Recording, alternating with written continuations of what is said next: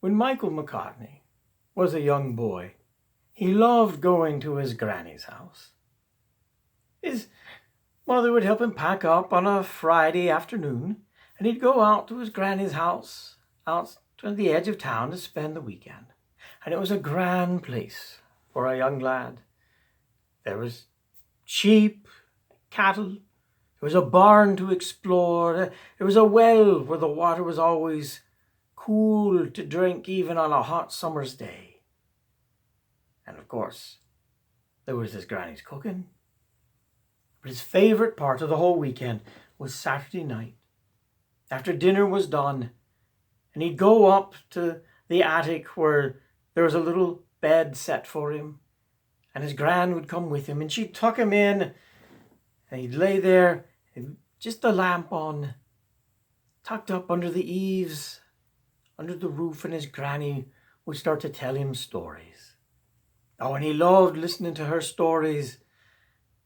She'd always save his favourite one for last, and that was a story about the leprechauns, and how if you catch them, they've got gold. And particularly she'd tell him about this one type of leprechaun that had a brown waistcoat on and wore a brown hat. But in the headband there was a stick, and off of that stick were 3 red berries. And this leprechaun, special. If you could catch this leprechaun, and you'd have to be really careful, because you could only catch this leprechaun if you happened to spy him. And the only way you could spy him is if you were looking across a 4-leaf clover, and maybe he'd be nearby. And if you could sneak up on him and catch him, well, then he'd have to give you his gold. But you'd have to be careful, because these leprechauns were very tricky. If you took your eye off him only for a moment, he'd be gone. He'd try all sorts of tricks to get you to turn away. But if you could remember and keep your eye on him, then he'd have to give you the gold. He'd have to reach into the pockets of his kerchief, of his waistcoat there, and pull out the red silk purse that had a gold coin in it. But it was a magic purse. Because you take that coin out, you close the purse, you open it up again, and there's another gold coin. And you take that one out, you close the purse, you open it up, you take another coin out. Every time you closed and opened that purse, there'd be another gold coin, there would. But you had to be careful, because, and just as she reached that part of the story, his gran would stop, and she'd look down, she'd see that Michael had fallen asleep. And she'd think to herself, oh, well, in the morning I got to tell him the rest of the story.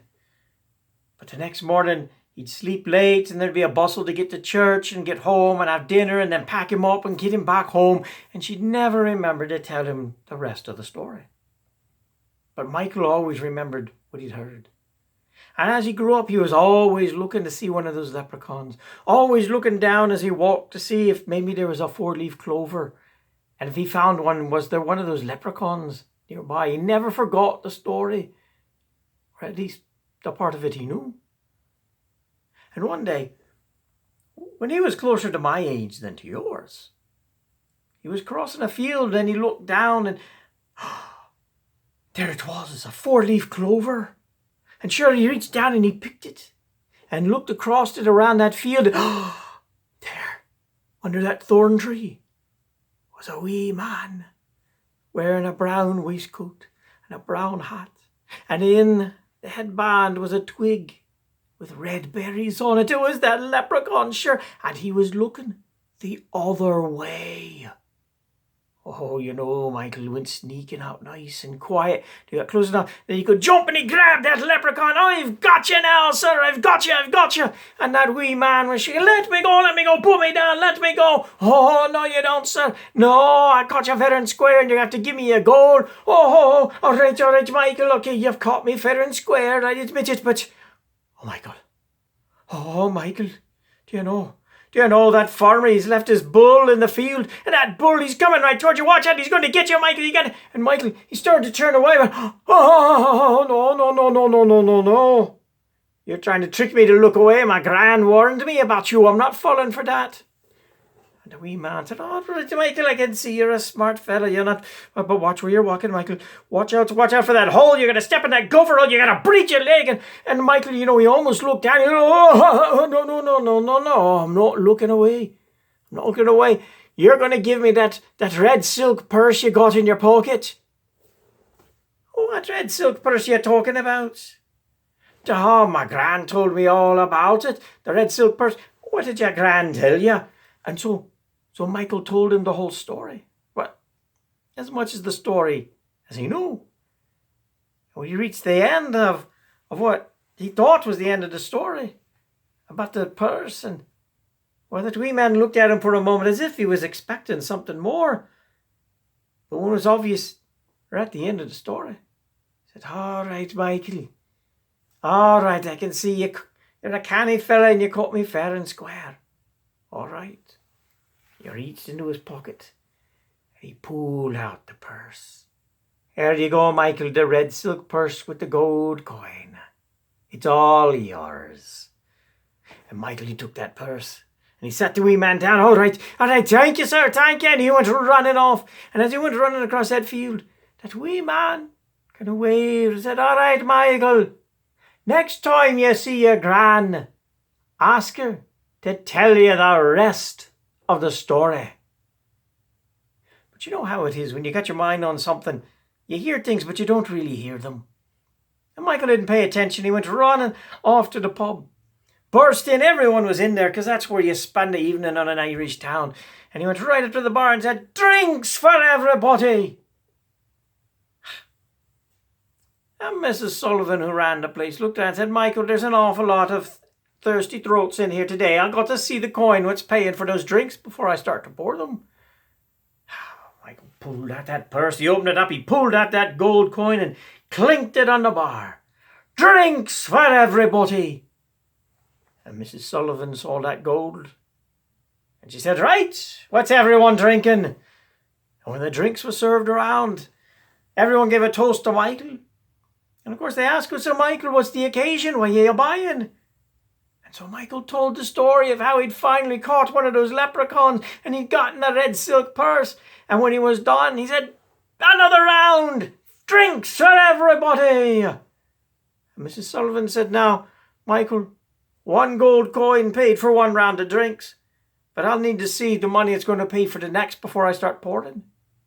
And Michael said, "Not a problem." He pulled out that red silk purse. He opened it up and it was empty. He closed it. He opened it. Still empty. Close and open. Close and open. "Oh, I don't understand. It's there's supposed to be a coin in here every time I open it up." And one of his friends looked at him and said, "Well, Michael, did that wee man say anything to you when he gave you the purse?" Michael said, "No, he didn't. He just..." "He did. He told me next time I see my gran, I got to ask her for the rest of the story. Excuse me, lads, I gotta go find my granny." And off he went running until he came to his gran's house. She was there in the kitchen. He came bursting in and said, Gran. And he told her the whole story. He said, "And then the wee man told me to ask you for the rest of the story. What did he mean by that?" And his granny looked at him and said, "Oh, Michael, I'm terribly sorry. Every time I told you that story, you'd fall asleep before the end of it. And I always meant to tell you the rest, and I never did. The rest of the story, Michael, is that those leprechauns, they are a clever sort. They got 2 pockets on their waistcoat. And each one of those pockets has a red silk purse in it with a gold coin. One purse is magic, but the other is just a regular purse. You can't tell the difference. If you want the magic purse, you got to make sure you get both of them." "Oh, Michael, I'm awfully sorry." Well, so there it was. Michael had been outwitted by the leprechaun. But he kept looking for 4-leaf clovers and leprechauns. And I don't know if he ever found another one. But I do know this, he'd learned his lesson. And from that day forward, Michael MacCarthy never, ever fell asleep before he heard the end of a story.